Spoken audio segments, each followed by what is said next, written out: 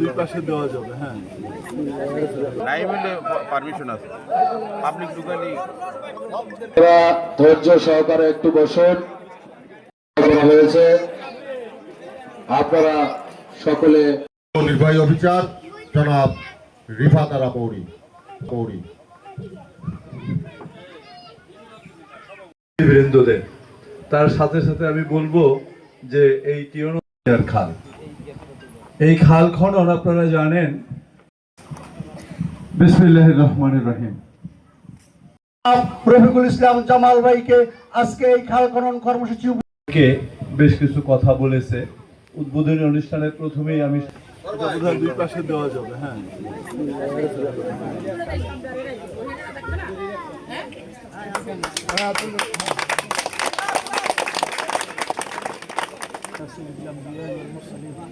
اللهم ربنا آتنا في الدنيا حسنة ومشايخنا ولأحبابنا ولأزواجنا ولذريتنا أجمعين وارحمنا معهم برحمتك يا أرحم الراحمين.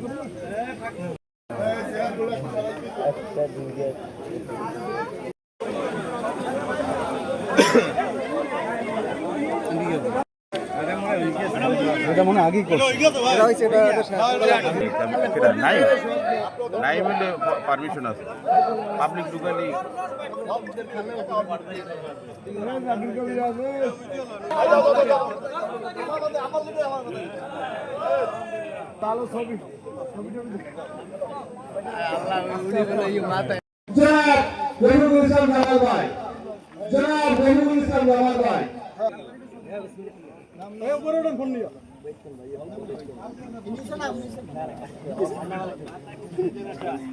কর্মসূচি উৎপাদন চলতেছে।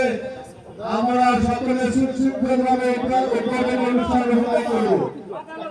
আমরা সম্মানিত এলাকাবাসী, গণপ্রজাতন্ত্রী বাংলাদেশ সরকারের মাননীয় প্রধানমন্ত্রী দেশ নায়ক জনাব তারেক রহমানের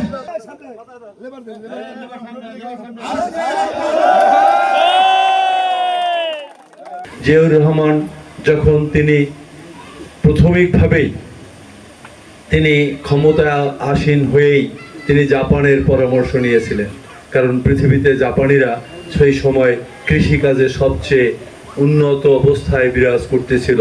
তিনি জাপানিদের কাছে যখন পরামর্শ নিয়ে তিনি জানতে পারলেন যদি সেচের ব্যবস্থা সঠিকভাবে করা হয়, উন্নত মানের বীজ দিয়ে যদি কৃষিকাজে নতুন উদ্যমে কাজ শুরু করা হয়, তাই বাংলাদেশে যে জমি ছিল তাতে 3 গুণ ফসল ফলানো সম্ভব।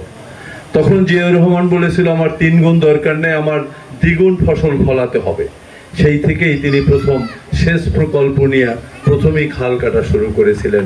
এবং আপনারা জানেন জিয়াউর রহমান নিজে শ্রমিকের সারিতে দাঁড়িয়ে আজকে যে কোদালটি আমার হাতে ছিল, এই কোদালটির প্রশিক্ষক ছিল জিয়াউর রহমান।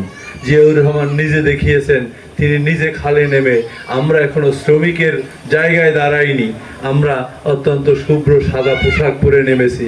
কিন্তু জিয়াউর রহমানের ছবিগুলো যদি দেখেন, তিনি সত্যিকারে একজন শ্রমিক হয়ে খাল কেটেছিলেন এবং তার গায়ে সেই মাটির দাগ ছিল।